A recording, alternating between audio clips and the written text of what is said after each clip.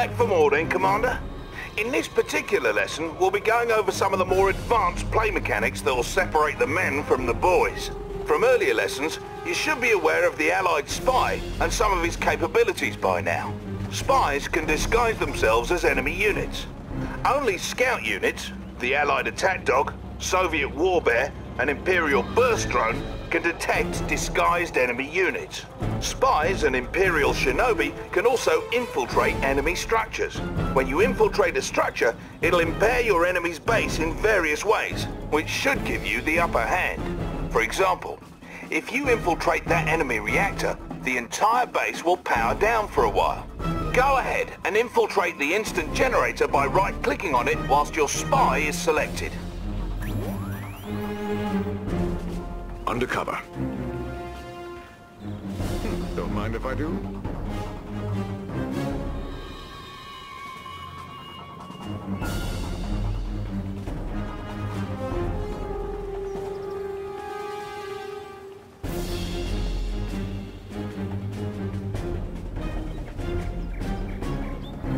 Watch out for scouts. Excellent, Commander. By infiltrating their generator, you've brought down their entire base's power, which in turn powered down their base defenses. That will certainly make it easier to destroy their base. Stupid robots. Oh no! It appears the Empire of the Rising Sun is sending in a force to destroy your tanks. You'll need to retreat your tanks back to your base. A clever way of doing that is to reverse move them back to your base. This will allow them to continue attacking those enemy units while retreating to a safer location. To reverse move your units, select them and press the D key on your keyboard. Notice how your cursor changed. Right-click on the target destination near your construction yard to order your tanks to retreat. Another benefit of reverse moving is that it keeps a unit's stronger front armor facing the enemy. Most vehicles are more vulnerable from the rear and flanks. So when you retreat from enemies using a normal move command, you'll turn tail and take more damage. Reverse moving allows your unit's stronger front armor to take the brunt of the fire. Good job, sir. Your units made it back and were able to whittle down those enemy tanks' health enough for your base defenses to finish them off. Had you issued a normal move order back to your base, your Guardian tanks might not have fared as well. Incidentally, should the enemy catch you off guard with an attack, listen for audio cues from your intel officer and visual cues on radar to tip you off. To jump to the most recent radar event, just hit the space bar. Enemy commando detected.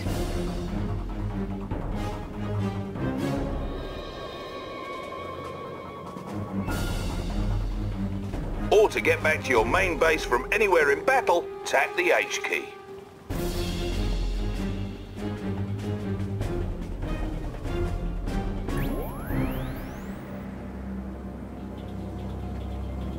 Oh, pants. It looks like the Empire is sending another attack wave, but this time they've come at us with infantry. Your base defenses are strong against infantry, but with that many of the blighters, I don't think it's going to be enough. So, a good way to dispatch large quantities of infantry is to crush them with vehicles. Not all vehicles can crush infantry, so it's good to familiarize yourself with the ones that can. Small vehicles like your IFVs and Riptides are examples of vehicles that can't crush. On the other hand, larger vehicles like Guardian tanks and assault destroyers can crush a man like so many potato crisps. What's more, some of the largest vehicles in Red Alert 3 are big enough to crush other, smaller vehicles. Anyhow, let's crush those robots. Wait! You may wish to assign your tanks to a control group first. This is an important way of managing your forces. To assign units to a control group, select them, then hold the control key and press a number key. Do this now, please. Guardian tank good to go.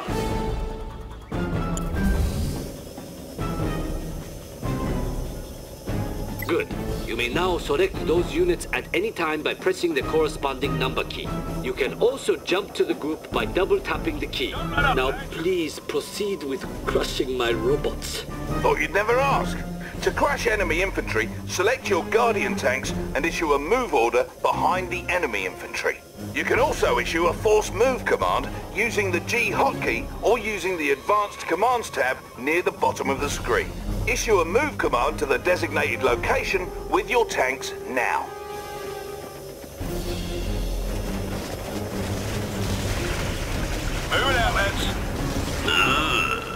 Seeing as how that Rising Sun base seems intent on taking us down, let's go over some ways to get your units to protect your base without being drawn out by the enemy.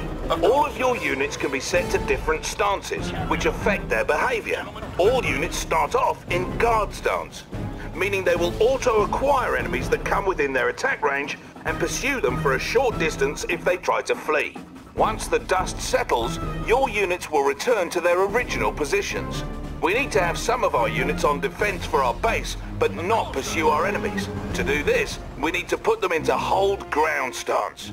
First, select one or more of your tanks. Now click on the Advanced Commands panel in the bottom right of your screen next to the unit portrait. As you can see, this panel reveals some additional controls for your units. Select the Hold Ground button to change your unit's stance. Simple as that, you've just changed your unit's stance. Keep in mind that no matter what stance your units are in, any orders you issue will always be followed. Stances will only affect how units behave when not under your direct control. Now, take 3 Guardian tanks, not counting our field instructor, and move 1 to each of the designated locations and put them into a hold ground stance.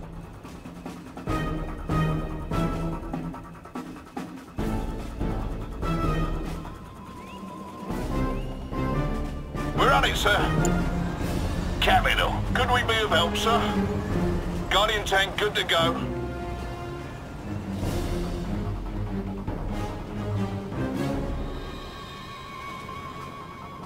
Perfect. What say we also set up some base defenses? Each faction has a couple of its own base defenses. The Allies have multi-gunner turrets, for example. Select the Support Structures tab in the sidebar, build a multi-gunner turret, and place it near your tanks.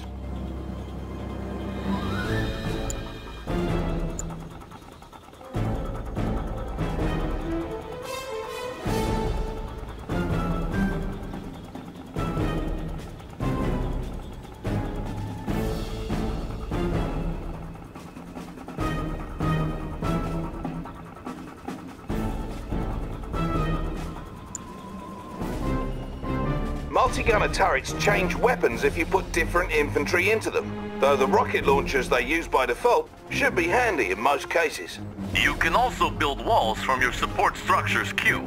To do so, build and place one wall segment, then build and place another along the same row as the first. You'll see the build grid show green to indicate where you can form a solid wall. Careful though, each wall segment costs you, so longer walls are more expensive. Walls are useful for blocking smaller forces like those pesky engineers, always trying to steal your structures. Go on and try building a solid wall at the front of your base.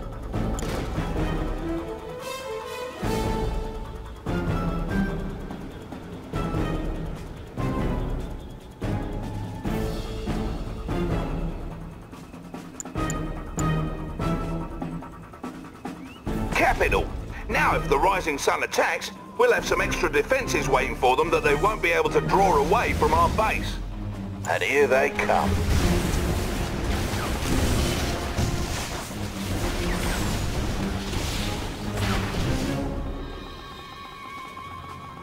As you can see, they've decided to retreat back to base, but your Guardian tanks stood their ground and didn't continue after them.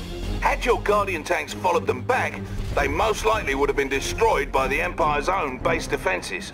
Yes, the Empire's base defenses are quite impressive. You may need to use combined arms to defeat them. In fact, if you depend overmuch on just 1 or 2 types of units, you are bound to fail. Thankfully, it is easy to manage multiple types of units at once. Try selecting all your combat forces on the battlefield using the Q key.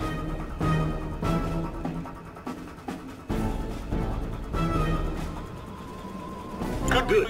Notice you have multiple unit types in the contextual tab in your sidebar at right. One type of unit in your group will always be selected. To cycle between unit types, simply tap the tab hotkey. Try this now. Switching unit types in this fashion makes it easier to use your mixed group special abilities without deselecting the group. We should also briefly touch on waypoint mode for its useful. Waypoint mode lets you queue up move or attack orders. To use waypoint mode, hold the Alt key while issuing move or attack orders as normal with units selected. Your units will complete the orders in sequence.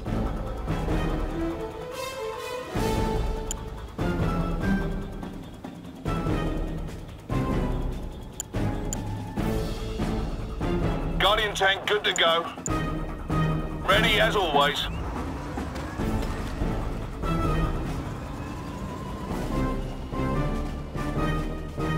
Now, earlier we had mentioned how directional armor comes into play during battles. Another type of armor bonus your units can receive comes from an automatic reaction to enemy fire called suppression. Suppression only affects infantry units. When infantry units become suppressed, they go prone on the ground and continue firing. Suppressed infantry are slower, but more resistant to damage. Send your infantry into that city square there and attack that garrison structure.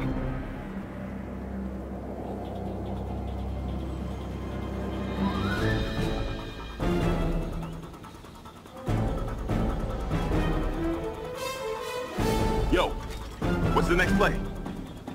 It's go time.